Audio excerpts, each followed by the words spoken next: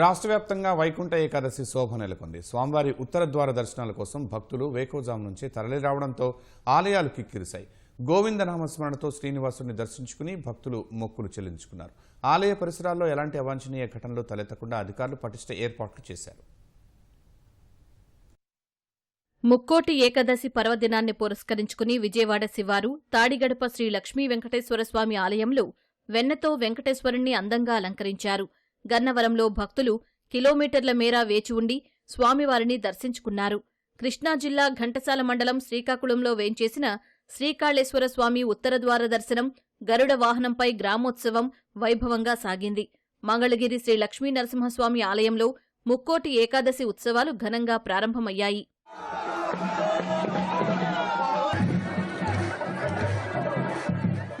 ఏలూరులోని ఆలయాలు భక్తులతో కిటకిటలాడాయి. ద్వారకా తిరుమల చినవెంకన్న సన్నిధి భక్తుల గోవిందనామస్మరణతో మార్మోగింది. తూర్పుగోదావరి జిల్లా ఉండ్రాజవరంలోని వెంకటేశ్వర స్వామిని తెల్లవారుజాము నుంచి భక్తులు దర్శించుకుని ప్రత్యేక పూజలు చేశారు. రాజమహేంద్రవరం కేవీఆర్ వీధిలోని వెంకటేశ్వర స్వామి ఆలయంలో ఉత్సవమూర్తులను వివిధ పుష్పాలు, కరెన్సీ నోట్లతో అలంకరించారు. కోనసీమ తిరుమలగా పేరుగాంచిన ఆత్రేయపురం మండలం వాడపల్లి వెంకటేశ్వర స్వామిని అమలాపురం ఎంపీ హరీష్ మాథుర్, కొత్తపేట ఎమ్మెల్యే బండారు సత్యానందరావు, జనసేన నేత బండారు శ్రీనివాసులు దర్శించుకుని ప్రత్యేక పూజలు చేశారు. వైకుంఠ ఏకాదశిని పురస్కరించుకుని ఆలయాన్ని వివిధ రకాల పుష్పాలతో అందంగా అలంకరించారు. కాకినాడ జిల్లా అన్నవరం సత్యనారాయణ స్వామి దర్శనానికి భక్తులు పోటెత్తారు.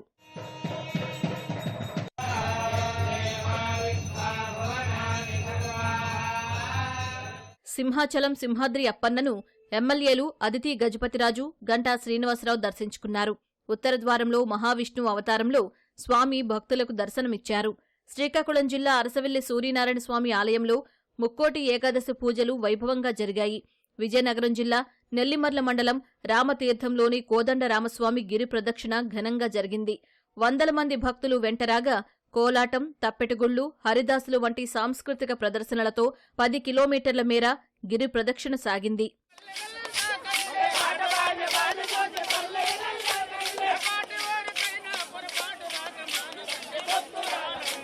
అనంతపురంలో శ్రీ చెన్నకేశవ స్వామి ఆలయానికి జిల్లా నుంచి భక్తులు భారీగా తరలివచ్చి స్వామివారిని దర్శించుకుని ప్రత్యేక పూజలు చేశారు.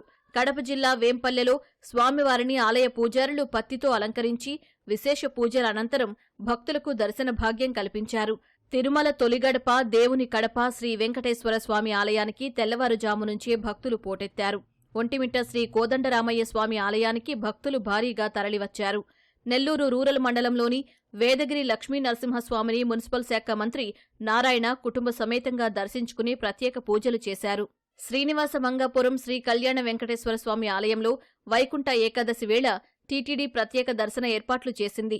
వేకువజాము నుంచే వైకుంఠ ద్వార దర్శనాలు తెరచి భక్తులకు సర్వదర్శనం ప్రారంభించారు. శ్రీకాళహస్తీశ్వర ఆలయంలో శేష యాలి వాహనంపై శ్రీ సోమస్కందమూర్తి సమేత శ్రీ జ్ఞాన ప్రసూనాంబికాదేవి మాడవీధుల్లో ఊరేగుతూ భక్తులకు దర్శనమిచ్చారు. ప్రత్యేక అలంకరణలో స్వర్ణ వాహనాలపై కొలువుదీరిన దేవతామూర్తులను దర్శించుకునేందుకు అధిక సంఖ్యలో భక్తులు తరలివచ్చారు.